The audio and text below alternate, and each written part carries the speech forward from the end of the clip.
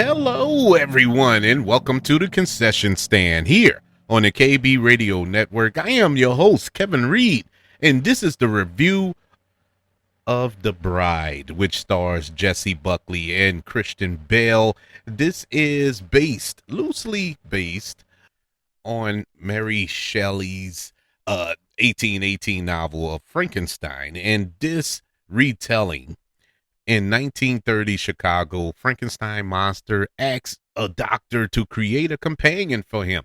Together, they give life to a murdered woman known as the Bride, sparking romance, police interest, and a radical social change. This film is written and directed by Maggie Gyllenhaal, one of my highly anticipated films of this year. It was initially supposed to come out in 2025, I think in October or November, somewhere around that time, but they pushed it back all the way till March of this year, and I was looking forward to it. I've become a huge fan of Jessie Buckley. Going back to my first time seeing her was on Fargo, I believe season 4 of Fargo, 3 or 4. I don't remember. It's the one with Chris Rock. A lot of people arguably say that's the worst season of Fargo, but she was on there. She played this nurse, and she was dynamite on that show. And from that moment on, I was sold on Jessie Buck.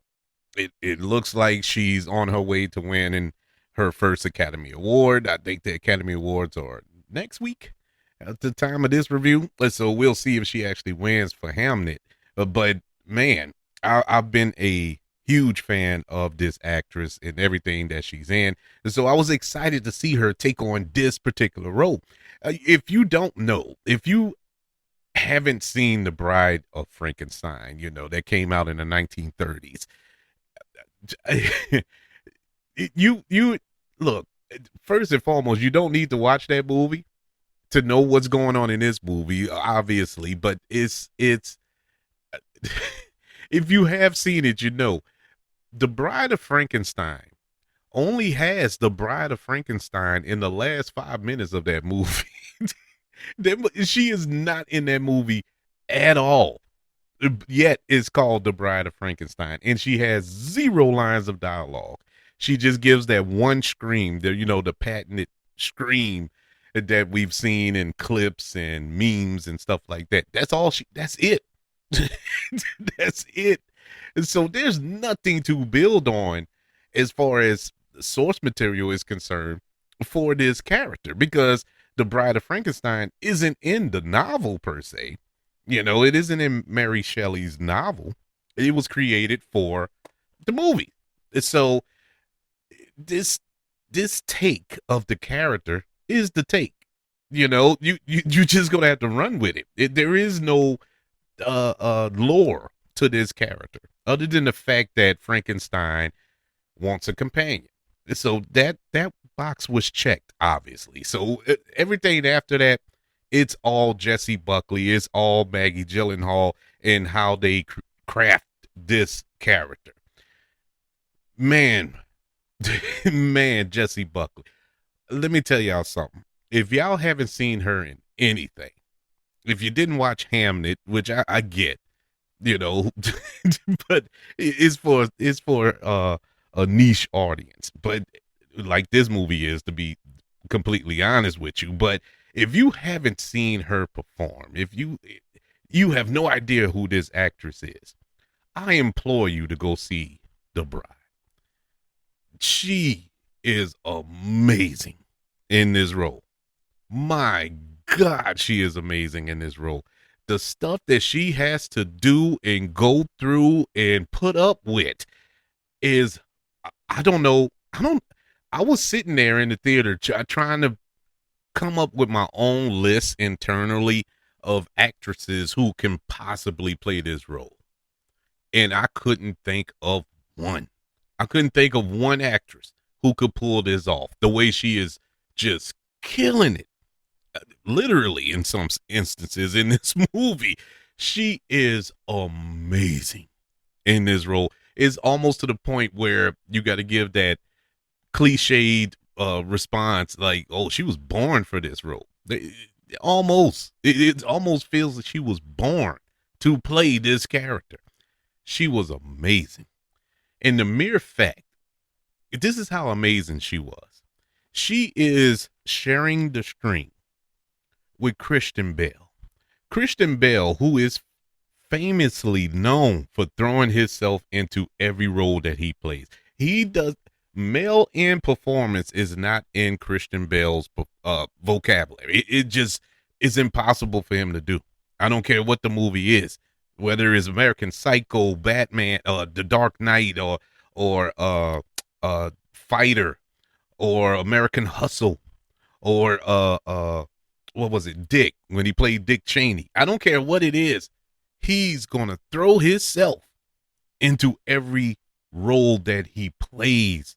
And the mere fact that he is Frankenstein's monster in this movie is enough to get your behind into a theater to see.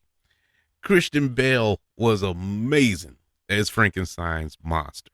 Because now, in this instance, unlike The Bride, where we don't have a lot of canon or source material to kind of compare to, we have a whole bunch that we can look at when it comes to Frankenstein's monster. I mean, we just saw one last year with Jacob Elordi for that Frankenstein film that was on Netflix, you know, and through the last 70, 80 years of film where they had buku versions of Frankenstein's monster, we have a lot to glean on. So when it came to Christian Bale, how can you dive into this character yet make it his own, or make it his own? And he found a way to do that, but still keep Frankenstein at his core, that you believe that this is Frankenstein's monster alive and well in the 1930s.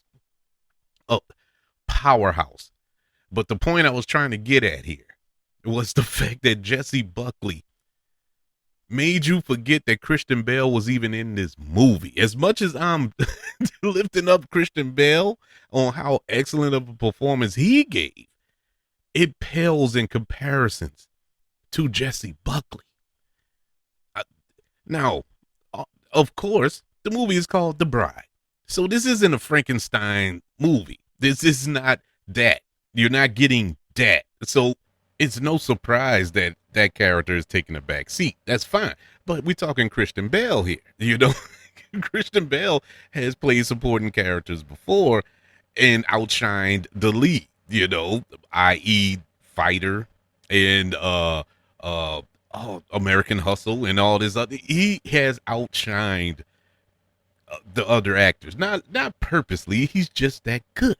And so to be outshined by this young lady was a tour de force, I feel. Yes, those performances is what drives this movie.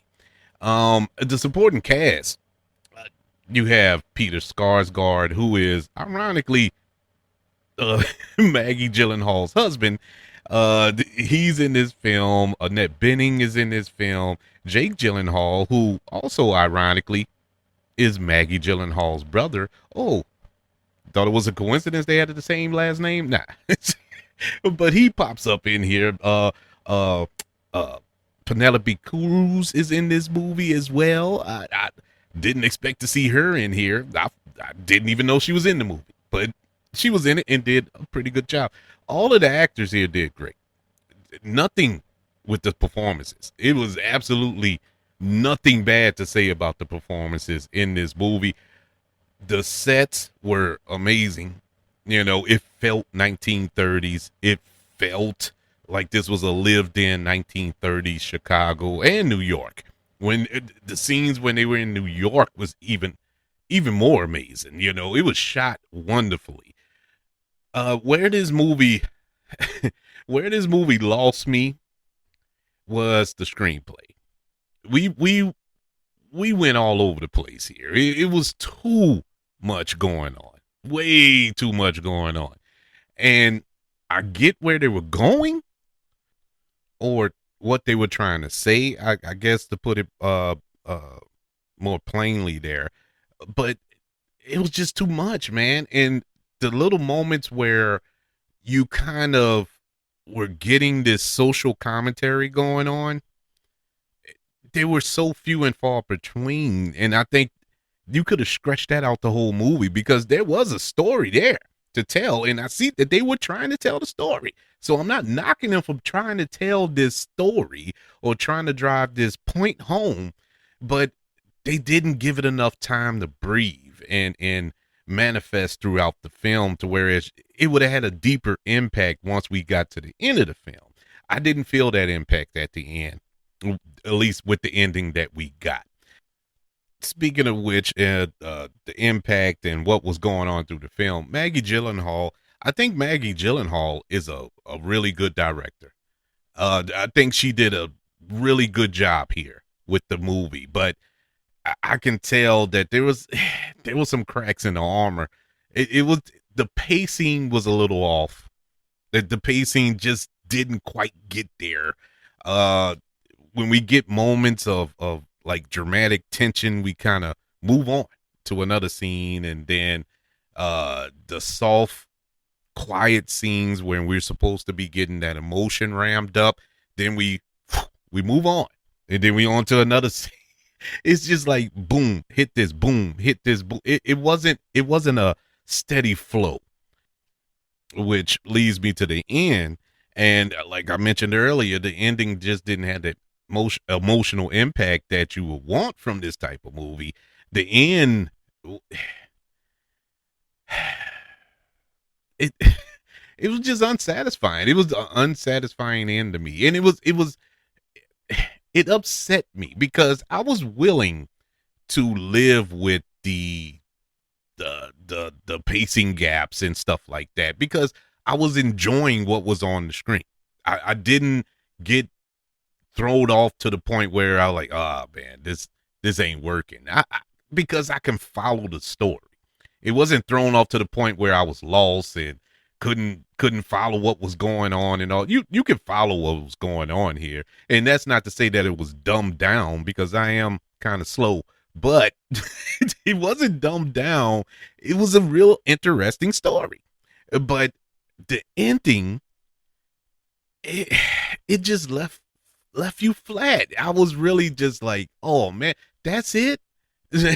you know, and it was unsatisfying because our protagonist, I guess you can say, didn't vanquish the villain. Oh, it's I'm being real vague because I'm bouncing around the spoilers of it all, but it just didn't tickle my fancy to say the least. Um, I do gotta say that. I do have to say this though. A slight spoiler. Not the ending. It's just a scene that happens in the movie. More like in the middle of the film, and I got to talk to somebody about it. I can't just let that eat me up from the inside.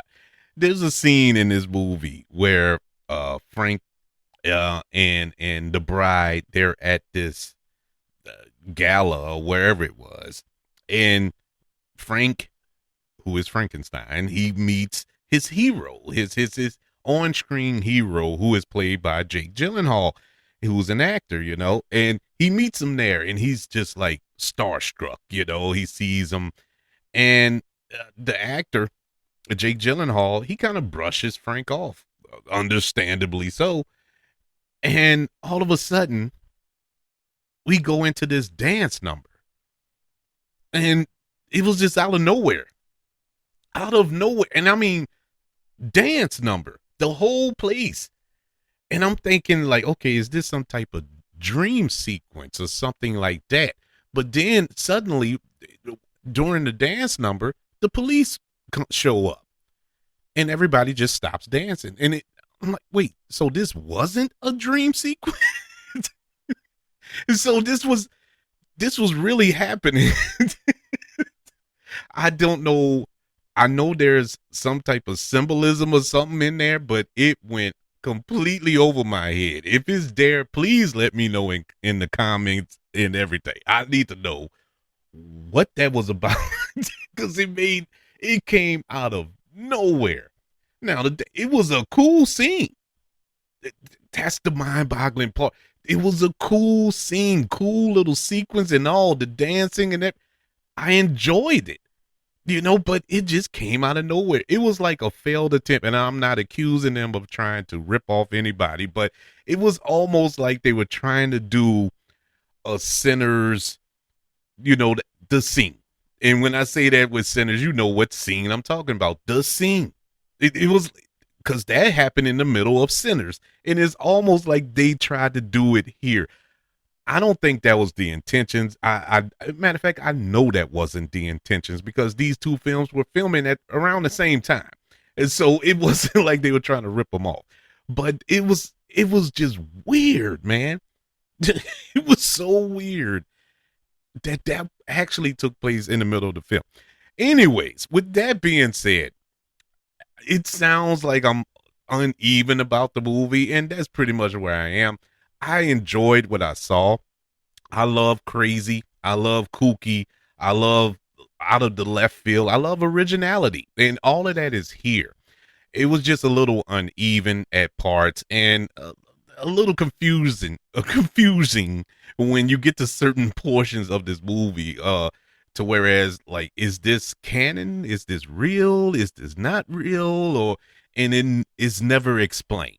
But with all that being said, I will recommend it, and I think it's one of the better films of the year so far. I know it's the early portion of the year. That wasn't a high bar to clear. Let's be honest, because so far in 2026, movies have been poo-poo.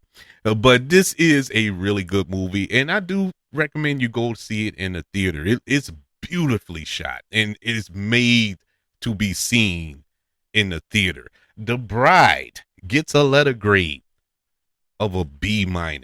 Yeah, I think there's a great movie in here somewhere.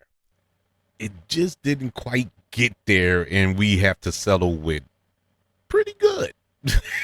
So that's my thoughts on The Bride. I would love to know your thoughts. Email the show, kbradiopodcast@gmail.com. You can also search for the show on all social media platforms. Just search for the KB Radio Network. Also, don't forget about YouTube. Subscribe to the KB Radio Network channel and like this video if you don't mind. Don't forget about the 5 stars, the reviews, and sharing this show if you're listening on Apple Podcasts, Spotify, iHeartRadio, wherever you are currently listening to the Concession Stand here on the KB Radio Network. Everybody, thank you for joining me for this review of The Bride. Want you all to know that I love you, continue to love everyone, and until we speak again, you all be blessed.